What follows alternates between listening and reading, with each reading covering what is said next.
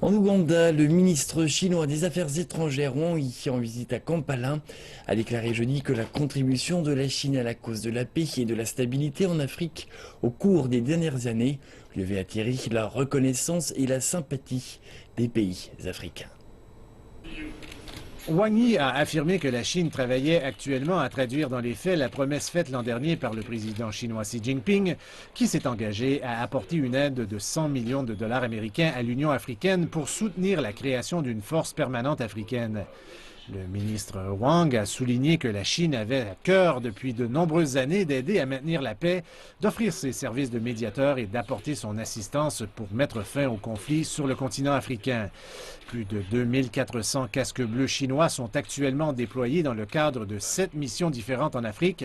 notamment au Mali et au Soudan du Sud, où des casques bleus chinois ont même sacrifié leur vie pendant l'exercice de leurs devoirs au début de l'année.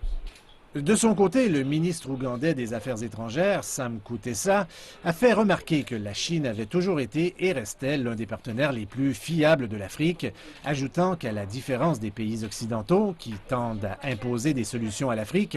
la Chine avait toujours eu à cœur d'aider le continent à trouver ses propres solutions.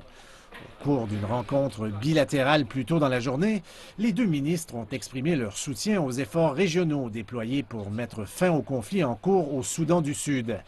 Ils ont également discuté du conflit au Burundi et de plusieurs autres questions internationales d'intérêt commun.